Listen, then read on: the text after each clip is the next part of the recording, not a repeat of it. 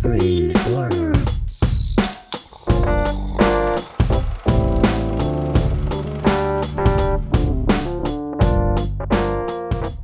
Hello and welcome to Screen Slurps, the movie review podcast where we discuss the good, the bad, and the savage in the world of cinema. I'm Adam Meisner. And I'm Laura Herlocker. And today, it's a drug deal gone wrong with Laura, the last person I expect to be doing drugs. Don't bring me into the drugs. As we explore the great wild, wild west, a suitcase full of money and people who just don't apparently know how to do business deals. And air pressure guns. And air pressure cattle stunning guns. I don't think it stuns. It kills, I baby. think that thing does much more than stunning. That thing kills. That thing is a cool slaughtering gun, though. I swear, if there's anything that anyone should remember from this movie, which should be much more than I think you'll be taken away from it, let me just say that, Laura, it should be that cattle slaughtering gun, which I think the first time I ever watched this movie in my life, that gun was the first thing that I took away from watching this movie was just because it is a gigantic gun, and then it's just got a huge looking silencer on the end, essentially. Yeah. It's just like a shotgun looking gun with a huge looking silencer on But the you end. know that silencer, I was reading, didn't even exist. Like, the Coen Brothers kind of created it for this movie. It's just crazy. It is just crazy because I grew up playing video games for essentially consoles like the PS2, the PlayStation 2, I should say, and the Xbox by companies like Microsoft and Sony. And the video games I played were games like Splinter Cell or military-esque games, shooting games. They have silencers? That had silenced guns, and you know, you'd go from using a pistol or something like that didn't have a silencer to guns that had to be much more stealthy, where you had to use a silencer so that you could sneak around and not be caught. And so you'd have this little tiny gun, this little tiny pistol that had a little tiny silencer on the end, and you're thinking, okay, I'm going to be sneaky. And then you watch a movie like No Country for Old Men where you have a giant gun and a giant silencer? That's nuts. Yeah. That's I always crazy. think of, James Bond, right? Slowly spinning on a small little silencer. And then you watch Javier Bardem in this movie, and you don't even see him put the silencer on. You just see this giant gun, and I'm trying to imagine him and his character trying to put that silencer on his gun. Like a big old rock tumbler on the end of that thing. Anywho, if you didn't guess, this episode's about No Country for Old Men. No Country for Old Men. From 2007. That's right. That is our film of the week. And we'll be talking about all the details. There's much more than a giant silencer and a giant gun. The whole movie is just about a suitcase of cash and a giant silencer. No, That's it. There's more than that. But we'll be getting into that shortly, right after we talk about our side slurps. That's right, our side slurps is Adam's been like the Swedish chef all morning, so he's coming back to him.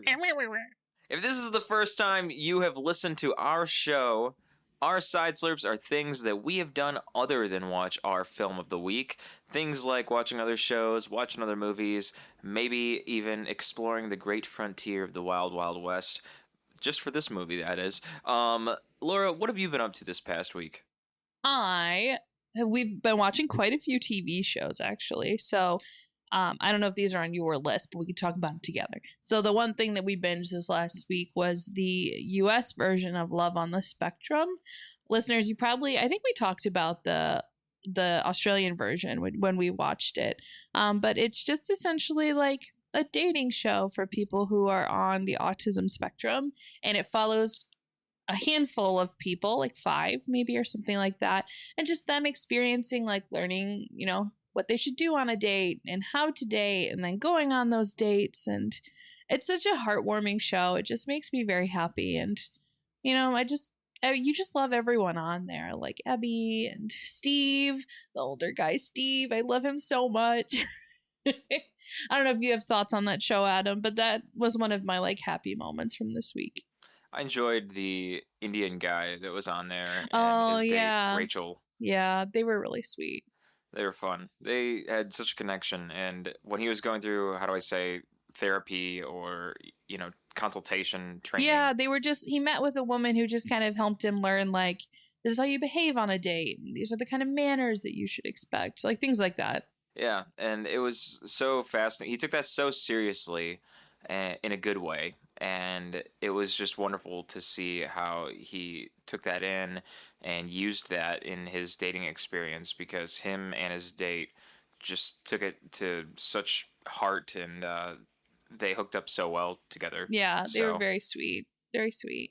And Abby and her date, how they both just like love animals. And he would bring her all those cute little gifts, like a little bracelet with a flamingo. And I thought that was so interesting because when he would bring her a gift and she would wear it, it seemed like she didn't appreciate it from my perspective. However, from her perspective and from his perspective, she appreciated it very much. And again, I mean, that's, part of being someone who does have autism, right? Is that they're not always the best at like understanding or conveying emotions. So I think that's why we just, to us, it seemed like maybe she didn't appreciate it, but it's just because she doesn't know how to really express that emotion. right. And I get that now, and I'm very It's a great I'm moved. show. Yeah, it's I'm moved by seeing that she's just so warm-hearted from her experience with this other man who cares so much about her. I And can't remember. Is his name David? I was trying to remember his Steven, name. I think. No, Steve's the old guy. Who, Oh, he is the yeah. he was really sweet. I think Abby's, maybe her date's name is David or something. It's just such a sweet show. So Adam and I watched all of that.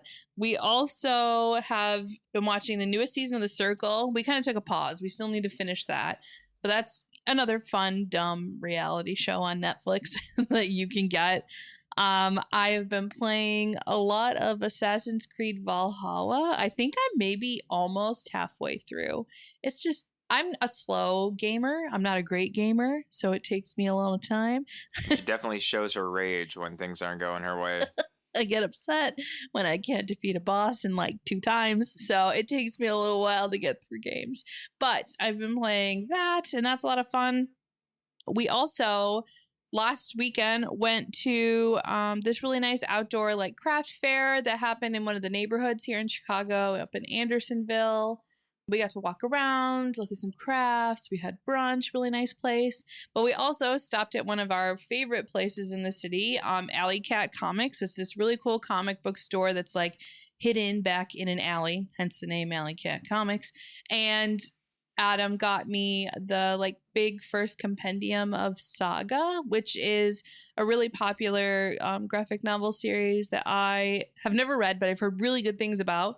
So I read maybe like the first chapter, and I'm really excited to get into that. It's kind of like a Romeo and Juliet like space western. So it's these two people who are from warring species or planets who fall in love and have a baby, and they're being hunted by each of their respective planets.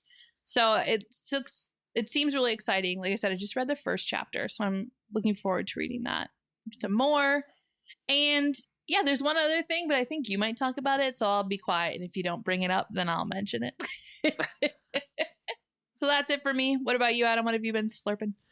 Well, this past week, I spent a lot of time cruising through the first season of the new show Invincible on Amazon Prime's streaming network, because that just came out. And the Invincible television show is a series that was put out by Robert Kirkman, who also created the very famous comic series and television show The Walking Dead. He created the comic series Invincible, which has now been developed into a adult animation series. It's a crazy thing, man. It is very crazy. Sorry, I was yawning. Saying that. It is very crazy, and I highly recommend watching all of the first season that is out right now. I cannot wait until they put another season out of that. And because I enjoyed it so much, I went and picked up the first compendium volume of the comic series of Invincible. So I cannot wait to start reading that, and I'm sure that'll spoil a lot of things that happen Oh in yeah, I the mean, show. because you and I were like kind of flipping through, and I feel like the first season, it's only 8 episodes. It only covered like a tiny bit of that very small giant fraction. compendium. Yeah, so if you Yeah. start reading, you're definitely gonna. But this show, the next season's not supposed to come out till like next year, so Yeah. you probably should just read and get it that way. Just get through it. Yeah. Just learn everything. Yeah, it was so good.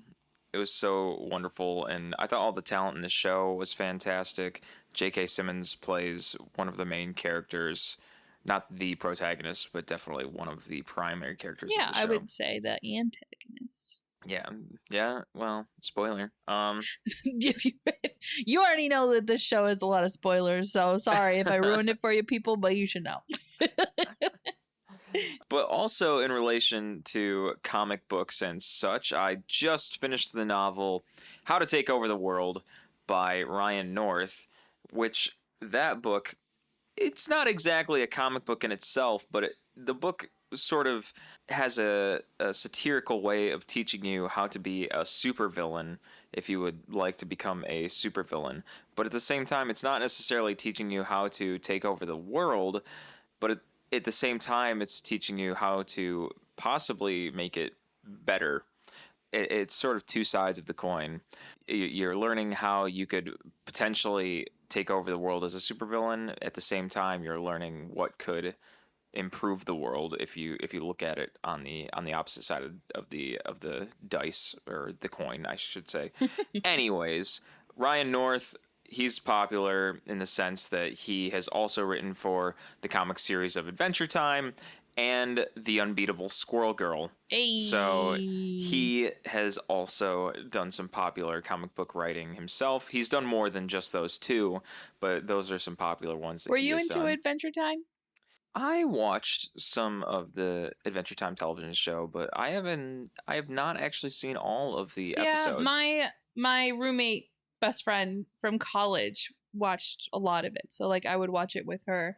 It's a cute show, but I don't think it wasn't really my thing. Yeah, I was gonna say Adventure Time was past my time. We were a little older, but I mean, people our age definitely watched it. Yeah, it wasn't actually past my time because honestly, I was gonna say I grew up on SpongeBob, but You did? which I did. However, Adventure Time came out about the same time as Regular Show, and I was obsessed with Regular Show. Yeah, I was gonna say So, you're definitely a Regular Show boy. I watched all the episodes. I made sure I watched all the episodes of Regular Show, and I could have done the same thing for Adventure Time, but they're very different. I mean, Regular they're very Show's a little more different in the adult than vibe. Adventure Time, Yeah. and also Regular Show's references has Regular Show has a way of referencing pop culture in every one of its episodes. They have some really funny satire reference to something pop culture in almost every one of its episodes, and that is why I made sure I watched like all of Regular Show, because I think it's hysterical how that every episode has some kind of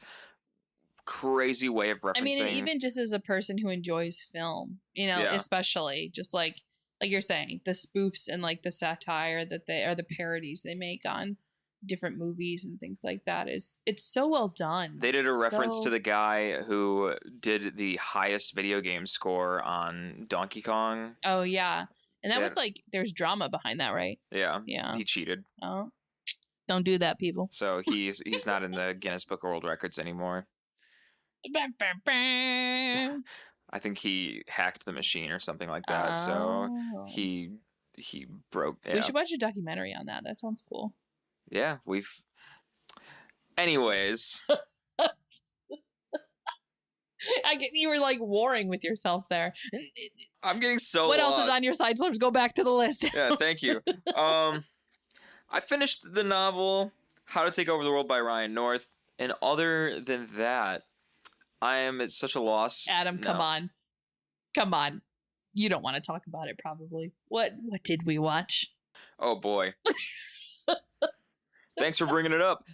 I was trying to not ever watch this film trilogy in my life, and I was hoping I could skate away from it, and I guess I can never escape with Laura by my side. But That's right.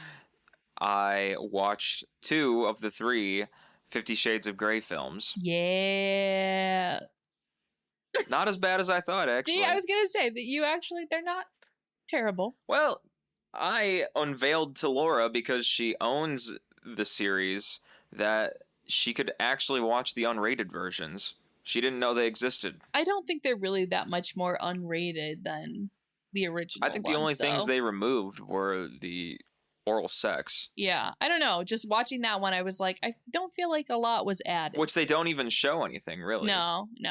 But the movies are, you don't even watch the movies for the sex scenes. I mean, some people do, obviously. But just like, I don't know. I just like the story of their relationship. I think it's problematic. I understand.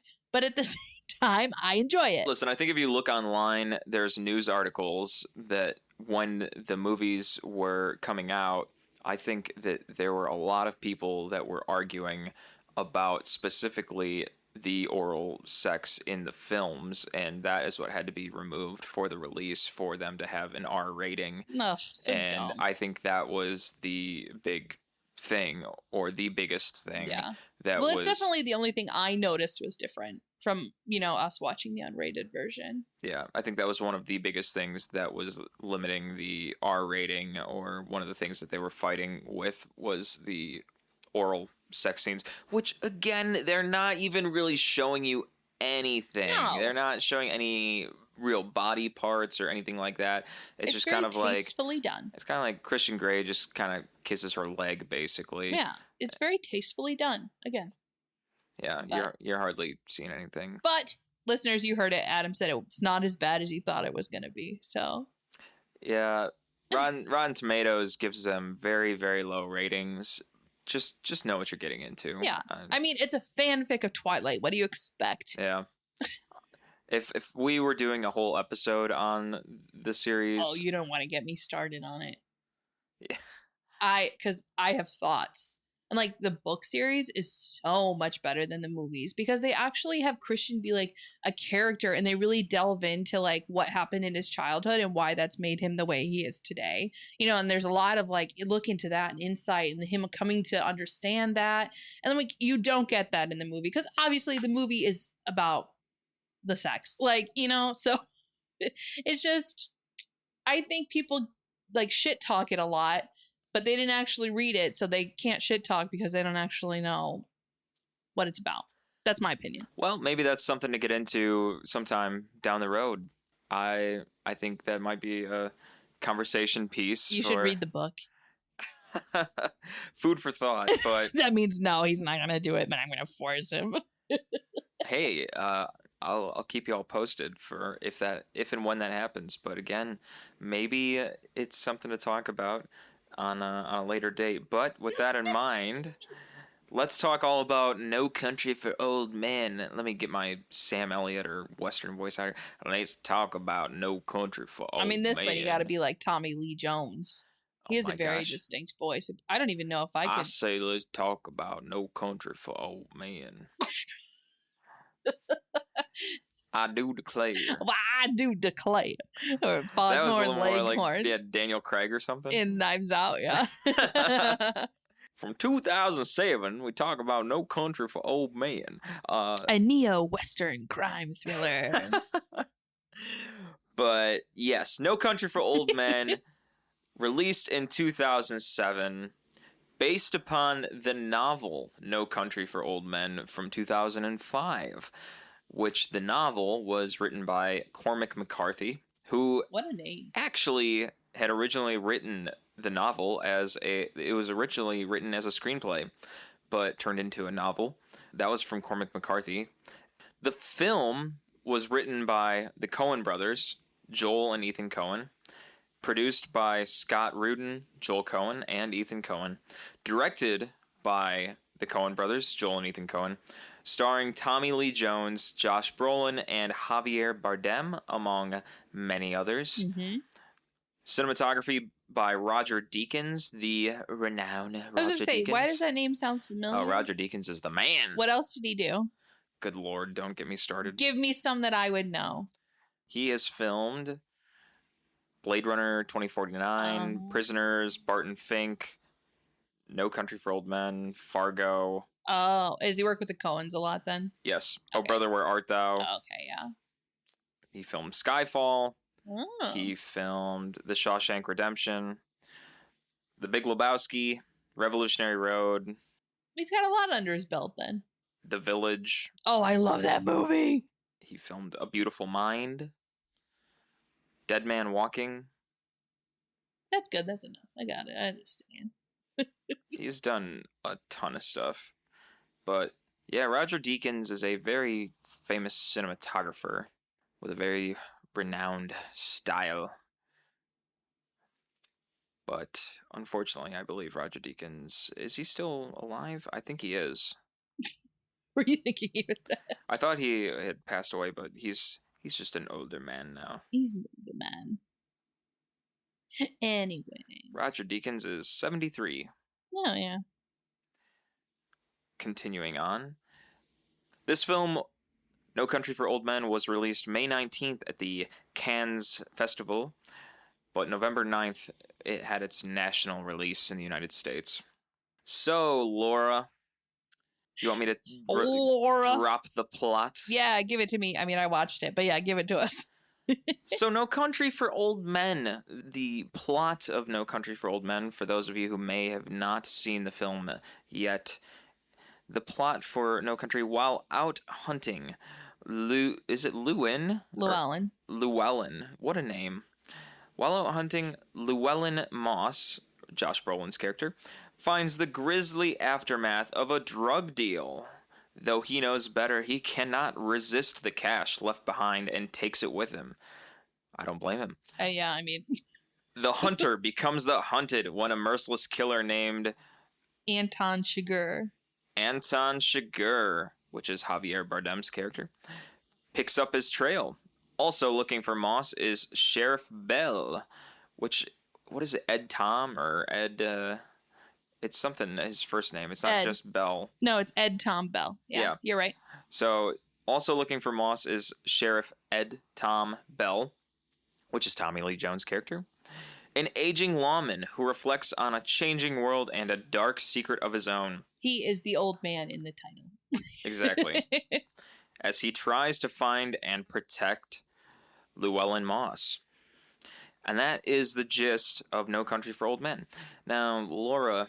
Yes. Let's talk here. What did you think about the introduction of this film as we're brought into this world, and just the general gist as things went along here?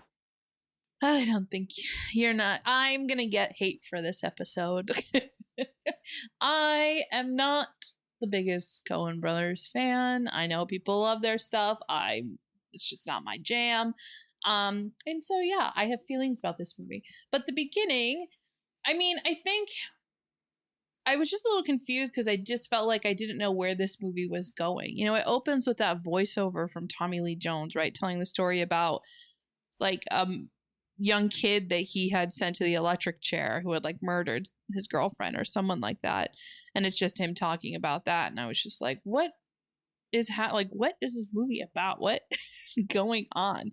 I don't know. And then we just see Josh Brolin like out in the desert trying to shoot. I just was very confused about what this was supposed to be. And I came into this movie, generally I don't like to read plots before I watch something because I like it to be a complete surprise. So I think maybe though in this instance that kind of hindered me because I literally was like, what is the point of all this that is happening? But I get there and then I see it's like what's kind of, how would I want to describe it? Not a chase movie. Like it's essentially though, you know, it's just about Anton hunting down Llewelyn. But I don't know. I think the beginning to me was just not a good setup in my opinion. And again, I'm going to get a lot of hate for this episode, but that's the way I feel. What about you, Adam? I know you feel very differently about this movie. I'll give you all of the hate for that. No, I won't give you too much criticism at the moment, but I think this movie is incredibly intelligent for what it's doing, and for the most part, I think the introduction, you just have to sit back and really soak it in as it's brought to you. And what it's doing is really what I have to say is claps to Roger Deakins and the costume and set designer, whoever all those people were for this movie. I don't know exactly the set designer and the costume designer and all those people in the technical roles. But I do know Roger Deakins was the one who was the cinematographer, and it's just they made this look like exactly what they were going for, which was 1980s Texas, and everyone in their costumes and the looks of what this was supposed to be. I felt like I was in that moment of, this is like a very open desert, old time atmosphere. And from that feeling that's been set up for me, then I just have to accept, like, all right, now what are these characters that are talking to me? And I'm getting all of that, induced to me with what is starting as Tommy Lee Jones' voice, which is some sheriff trying to tell me a story. That's the very beginning. And it's kind of like, what is this guy trying to tell me? Even if none of what Tommy Lee Jones is telling me makes complete sense, I have to accept that it's like, well, this is some kind of story that's going to lead somewhere. And as that goes along, it has to have some kind of importance that a sheriff is telling me something. And it goes along into Josh Brolin, which is Llewelyn Moss, who's just kind of hunting at, what is it, like antelope or like something but like now that. Maybe we're missing a scene. Is the first scene though really with Anton when he gets arrested and he kills the cop and then that old guy? Does that come before we meet Llewelyn? Because then maybe it makes a little more sense in my head now that like it starts with the sheriff talking about a murderer, kind of setting up the stage that like some people are just psychopaths, right? And then it shows Anton killing the police officer and that old guy to like steal his car. Yeah, well, he does that too, yes. And then I think there's Llewelyn hunting the antelope and sucking at it, and then he finds the he does miss. He's not a good shot. And then as he goes out, he discovers the drug deal gone wrong at night. And he also goes off to his wife and talks about how, he goes back to his wife first after sucking at shooting antelope. And then he goes out at night to the desert and finds the drug deal. Finds the money. Yeah. Yeah. I don't know. I get what you're saying though. Like the scenes and the sets, it does seem very of the time. And like, speaking of that, I was reading something, and when the Coen Brothers showed Javier Bardem like the bowl haircut he was gonna have, he was like joking. He was like, "I'm not gonna get laid for months," with that haircut. And the Coen Brothers was like, "That's good. That means you look like unwelcoming and crazy. Which is what we want." Because that bowl haircut was definitely something. But I think it was perfect for his character, and I think it was like that is a sign of great talent for, again, the designers for for I will say the only good thing about this movie is Javier Bardem. I would not go that far. So anyway, continuing on. I'm gonna get so much crap. I'm gonna get so much crap for this review. I would absolutely not say that, but regardless of what Laura says, I think what Josh Brolin does in this movie and what everyone else does in this movie is absolutely fantastic for putting you into this film and showing you the characters that they are trying to convey. I mean, that's exactly what this movie is trying to do, is just show you basically the personalities that they're bringing.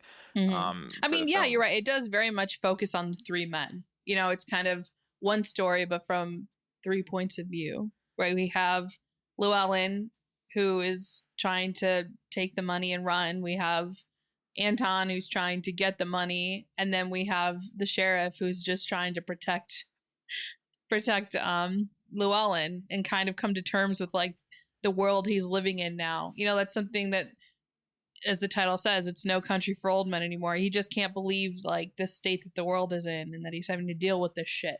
Right. I mean, if you can say whatever you want to say and talk garbage about this movie all day long, but if there's any kind of gemstone that I think the Coen brothers have brought to every one of their films, it's the fact that every character in each of their movies, whether they're the protagonist or the antagonist or a supporting character or whatever it is, every single character in a Coen Brothers movie that shows up on camera in a scene raises the question, who is this character and what do I need to know about them and what makes them different?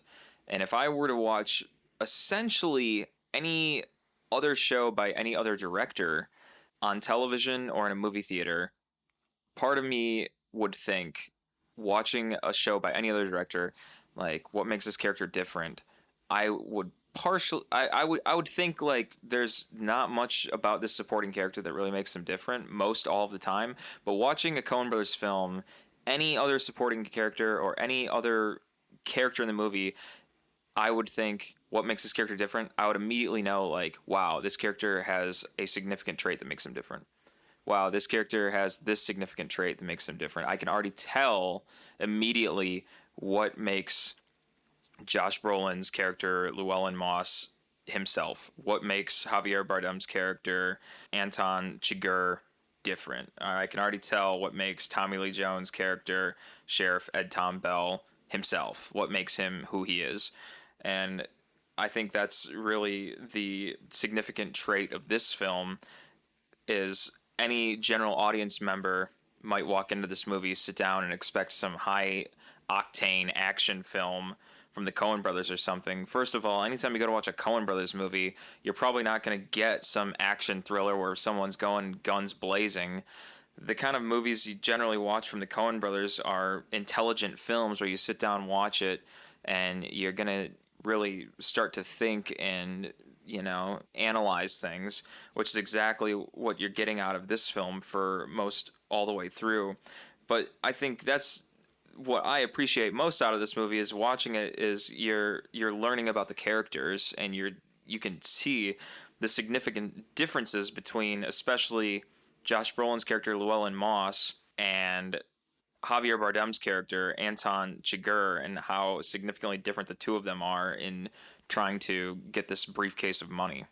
I just don't agree with that. Like, I get, yes, they're very different, three different characters, but for you to argue and say that like the Coen brothers character development is better than any other director, like, like seriously, they're not developed characters. They're literally like one role. Like, Anton is a psychopath. He has no other qualities to him. Llewelyn is this like down on his luck nobody, you know, nothing else to him. The sheriff is literally an old sheriff who's just trying to protect the law. You know, they're not like they don't, within each character, they don't have like mixed emotions, or it's just like that one trait is their trait. You know, they don't have a varied personality for each of them. Like, they don't have any character development whatsoever. They're the same from the beginning as they are in the end. And I think that's a downfall. Like, I don't know. For me, I enjoy watching movies where there is character development, where we see people change and they are like normal human beings, not some set generic role like, oh, he's the psychopath.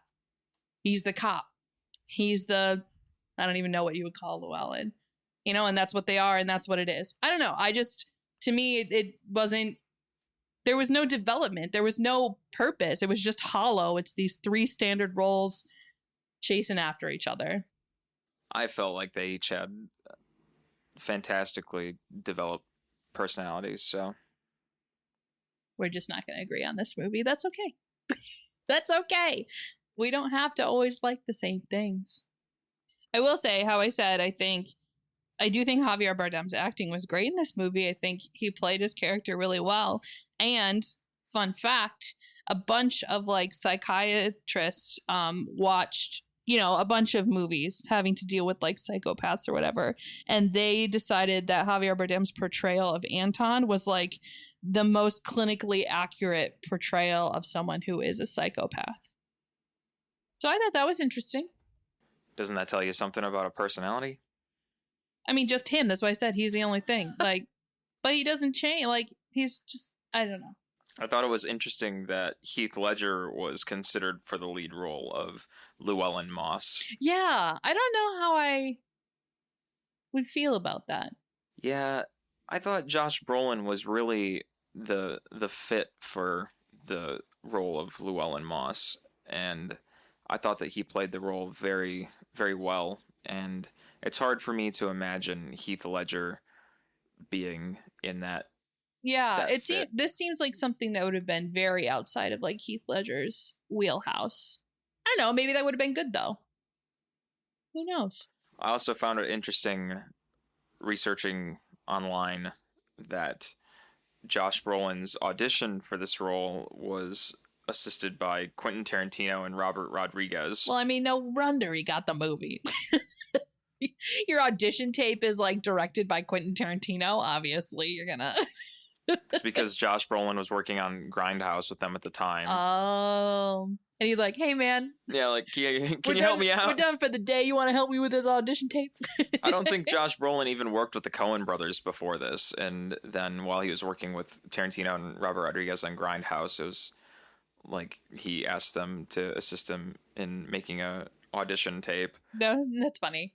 Another fun fact I just thought of, like, while filming this movie, again, this is something we'll talk about later too. So this movie was filmed pretty much right next to and at the same time as Paul Thomas Anderson's There Will Be Blood.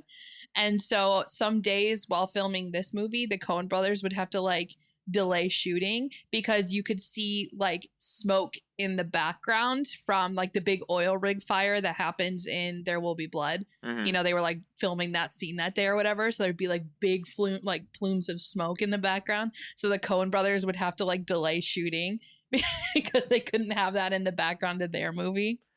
Oh, that's funny. They can't just have a giant thing of smoke. Yeah. And Well, it's just interesting too because these two movies are like pitted, you know, they're filmed at the same time area. next to each other, and then they're like pitted against each other at the Oscars. I think it was in the exact same area of Texas too. Well, yeah, that's what I'm saying. That's why you can see the smoke in the background. They were filmed literally like in the same place. Yeah.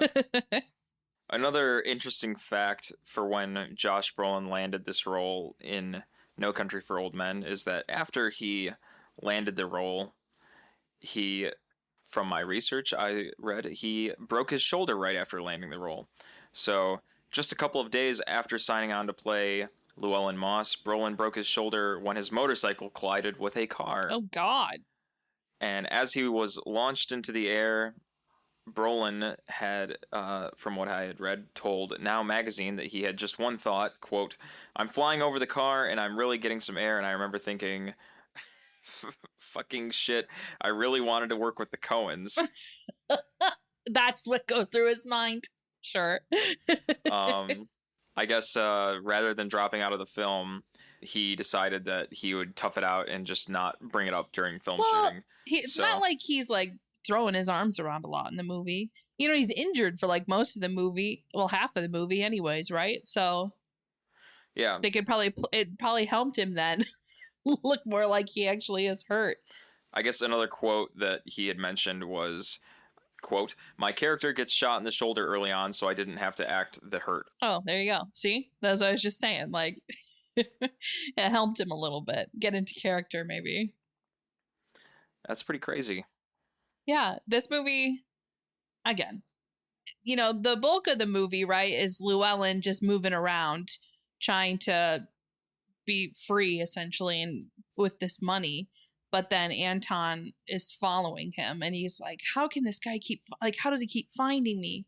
And he realizes that there's a tracer in the bag, and that's how he's been following him this whole time. So a lot of the movie is the chase, you know, the two of them. Well, Anton's like, it's like It Follows, right? He's always like right behind you, coming for you. Yeah, the case that the money was in, this movie has lots of fun facts because it's a Coen film. The case that they used to hold the money is the exact same one they used in Fargo. They might as well have just used the same case for all of their movies. I mean, maybe Put it in, they like, have it, Big but Lebowski so or far something, it's too. just the two of them, I think. This one and Fargo. That's funny. That is funny. As we're talking about that, you know, like I said, most of the movie is Anton chasing after Llewelyn. And even though we have these three main supporting actors in the film, the two of them plus the sheriff, none of them actually share any screen time together, which I think is super interesting in the way that it's created, right? You always see one, and there's times when they're in the same place together, you know, when there's the shootout with Anton and Llewelyn, but they're never shown like on the screen together at the same time. That's true. They are in similar scenes together, but you never actually see them in the same shot at the same time. Mhm. So that is a very interesting thought to have, that they're not on camera with one another. Mm-hmm. No, it gets a bit of more intrigue to the film, I think. Yeah, and one of the big things that I thought was interesting, especially the first time that I watched this film, was that I always thought when I first watched this movie that, or when watching many films, that when you have a setup with a protagonist and an antagonist, that's going to play out through the entire film, that you have the protag and the antag, and it's got to go that way from start to finish. And I was under the assumption that Llewelyn was our protagonist and he's got the money and he's going to leave with the money. And then lo and behold, that about 3/4 of the way through the movie, Llewelyn actually dies. So that was a surprise for me, that as I was watching the movie and Tommy Lee Jones' character, Ed Tom Bell, is trying to find both Llewelyn and Anton Chigurh so that he can figure out what this whole case is going on, or how to solve this case, even though he's trying to retire as well. He's an old sheriff that wants to turn in his badge, but wants to wrap this one case up. And then he shows up at a motel and hears some gunshots and a truck drive off, and there we have it. Just a little too late. Just a little too late on that one. Llewelyn just got shot. Yeah.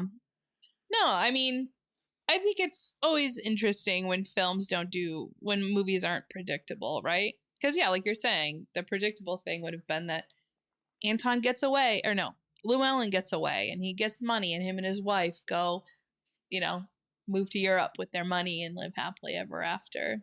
But it's not, you know. But yeah, it's interesting from the mishap that you just said, Anton does get away. Well, yeah. Yeah. But that's not what you expect. It's The absolutely not what you predictable expect. thing You would would have think that been he was Anton dies. Yeah. You'd think that Anton gets arrested or dies or something. And the turnaround of this movie is that Anton's in prison in the beginning of the movie. He murders a cop, escapes prison, gets out, finds that the briefcase of money that he wanted in the beginning of the movie was taken from a drug deal, and then the people that were with him that were going to help him find the money, he just offs them and then starts tracking the money himself. Anyone he comes about where he's looking for the money, he kills all of them. Well, maybe not. He does that coin toss, you know, sometimes. Oh yeah, to see if they live or not. To determine if it's like on them and fate to decide if they live or not. So can we take it back to when I was saying personality wise, like, how is that these are character traits. Not everyone does a coin toss to see if you're going to live or die. I mean, that's happened in other things. I mean, Tommy Lee Jones plays Two-Face. He does a coin toss thing. Not in this movie. Well, no, but I'm saying it's not a new thing they created. Like, yeah, but that happens. And like, I feel like there's another character too that does that. Obviously they have characteristics. I'm just saying there's no character development. As in they grow as people throughout the film. Obviously they're developed, like they're created, they're on the screen. There's just no evolution. No actual development. Oh, he's a psychopath that flips a coin. That's not anything new. Lots of movies have psychopaths in them. Like, I think the characters have wonderful traits about them and personalities, and I think they were very well developed for this film. Okay. Again, just something we're going to disagree on. I mean, if you really want me to get sassy about it, like, then tell me what is Llewellyn's traits that make him a good character? I think that it's just he seems like this backwoods farm man that he doesn't have much. He seems just like a normal human being from the beginning. And I shouldn't say too normal, but it's just kind of like he seems just like, as I'm saying, like this backwoods, like he's shooting at antelope. He's trying to hunt and nothing too crazy at first. That's the start. And then you realize he's going to go and steal this briefcase of money to try and take care of his wife. And there are all these kind of, again, I want to say normalistic behaviors, but no one normal would try and rob money, I think, to save someone. But at the same time, there's a quirkiness about it, I think, that I don't know. If I was in his shoes, I don't know if I would steal a suitcase of money from a drug deal gone wrong, but I don't live in the middle of nowhere, Texas. Yeah, but was it really that out of character for him? Because when he brought, like, the first thing his wife says when he comes back is, like, essentially, like, what did you do now? So we know, obviously, he's not this innocent. He's got a bunch of guns hidden under his trail. You know what I mean? Like, it's not like this was something that he, like, I don't think it was a new thing for him. It seemed like he had been in trouble before. That's how we learn about who he is. I mean, God, he's like 30-something years old, and his wife was like 16. Like, at least in the book, that's how it's supposed to be. It's how we learn about what these characters are. Yeah, but that's the thing. They're just characters. They're not. Again, we're not going to agree on this. We don't need to keep going back and forth on it. They're just not. I think they're cookie cutter characters. It's like they fill a role and that's what they do. Isn't that the definition of every movie? But other movies, the characters actually like develop and change. How do you want him to change in this movie? Like giving the suitcase of money over to the cops or maybe then he comes to a realization like my life and being with my wife is more important than trying to get away with $2 million.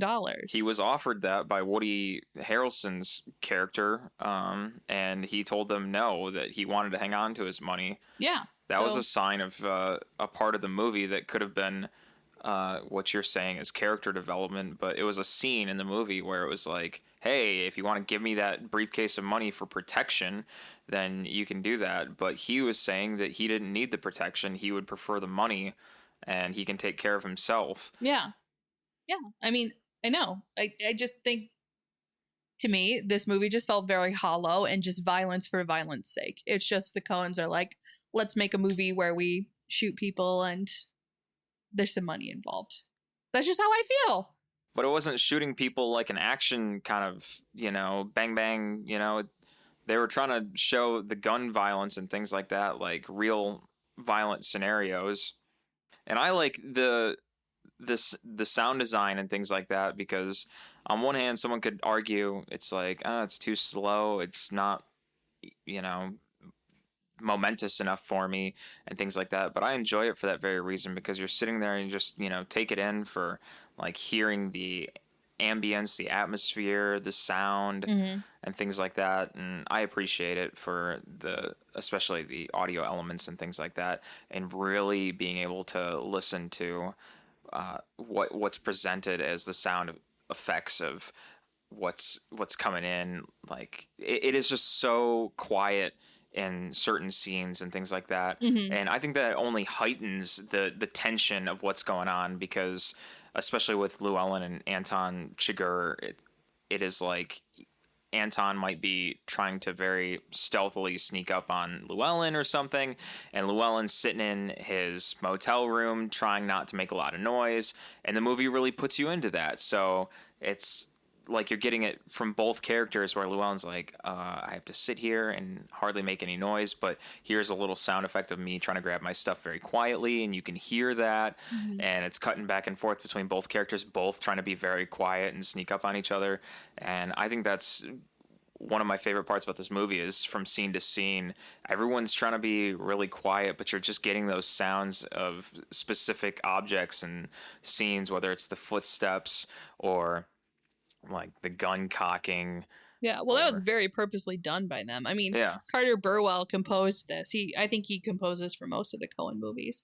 And the music that was composed for this movie, there's only 16 minutes of it. And like a few of those minutes are in the credits. You know what I mean? Like you're saying, there's barely any music throughout the movie. Most of the sounds are made by things that you visibly see on screen, like you're saying, like footsteps or the gun or walking and things like that. So yeah, it's interestingly done sound design wise. I'm not going to disagree with you there. Yeah, I just think plot wise, it's not anything. And I don't even mind that it's slow. I like slow movies. That's not what it is. It's just, it seemed pointless to me. And that's your opinion. Yeah, it is. Well, I'm talking about that opinion then. That's not the opinion of most people. Most reviews give this movie all the hype. I mean, like it has a 93% from critics on Rotten Tomatoes. It has an 86% audience score. It won 4 Academy Awards. It won Best Picture, Best Director. Javier Bardem won for Best Supporting Actor, and it won Best Adapted Screenplay. And again, that's where I just think that's malarkey. I mean, There Will Be Blood is so much better than this movie. I feel that it should have won Best Picture that year, but people don't agree with me. That's okay. That's why I said I'll get hate for this episode. Most people love this film. And again, just my opinion. I think it's overrated. I think you're a fool. You're a fool. Roger Ebert gave this film 4 stars. Again, in this, I think, don't be a sheep, Adam. You don't need to like something just because everyone thinks it's great. That's not why I like this know, movie. but I'm just like when you're giving me crap for not liking it. Like, you know, I can have opinions. I don't need to, just because someone else says it's good doesn't mean it's good. That's my opinion on the matter. You give me crap for not liking your movies, so. Yeah, well, my movies are good. Again, yeah. But most reviews love this movie. So I am the odd person out in this scenario. Well, I think with all of this in mind, I think that takes us to our Slurps Up or Slurps Down section of our episode. Slurps Up meaning we recommend this movie, we think you should go watch it, and we think with eyes wide open, glue them to your television screen because this movie is worth soaking in with your pupils. And Slurps Down meaning don't watch this movie, do not take a gander at this film, and by all means, put it in your garbage pan. Put it in your garbage can. A garbage pan. That's a new invention. Put it in your garbage can and set that can on fire. Laura, what will you say? Slurps up or slurps down? Slurps down. I mean, as you can tell from this whole episode, I think this movie is hollow and pointless, and it's just, you know, let's run around and shoot some people kind of deal. I think Javier Bardem was great. Like, he's a great actor. I think he played his role very well. I mean, even like Josh Brolin and Tommy Lee Jones, for what they're in, like, they're fine. They're great actors. I just think, again, this movie was not for me. Slurps down. I think it's very overrated. I think it was kind of a deal where, oh, everyone's saying it's great, so it's gotta be great. In my opinion, go watch There Will Be Blood. That's way better movie. Yeah, I'm just gonna put it there. Listen to the whole episode if you want more of my take on it. I've been ranting the whole time, so I'll stop there. Adam? It is a big slurps up for me. I am the complete opposite of Laura. I think this film is fantastic. Do not knock it until you try it. And this movie is I'll say it like it is. It's a slower moving film. Sit down, soak it in with your eyes wide open, and expect, you know, some intelligent moving, you know, slow-paced film. It's the Coen Brothers, and it's a lot of dialogue, and, you know, it's a drama film, and it's talking. There's some violence, and that's just what it is. It's Texas in the 80s, and it's a drug deal gone wrong. But I think for what it is, as I was talking about with the sound design and the visuals, that's my great appreciation of this film, and I love what the actors do in this film. And I greatly enjoyed the performances. And I think as a sound designer myself, it's just one of those things where I just love to sit back and take in just the quietness of the scenes and hearing just the faintest of object noises and things like that moving in and out from scene to scene. It is so cool, and the drama in this film as well. I think I think it's interesting. I think it's really interesting to see and hear in this film the drama in the script, and What? I like it. I don't feel like there was any drama. Go watch Traffic. That's a better drug movie. And you get to see Benicio. There's lots of movies out there. For this one, I recommend it. So, And that's Slurps that. up. With that being said, that wraps it up for this episode of Screen Slurps. Be sure to follow us on social media at Screen Slurps on Instagram, Twitter, Facebook, and TikTok. And be sure to listen to us on Spotify, Ghana, or any other podcast streaming service out there. And if you enjoy what you hear, slide on over to Apple Podcasts and give us a 5-star rating. It will help us a lot. And if there's any crazy movies you want to hear about, let us know. Leave a comment on one of our social media pages, and trust me when I say we will be sure to talk about it. So, closing out, I'm Adam Meisner. And I'm Laura Herlacher. Slurps up, and we will catch you later. Later.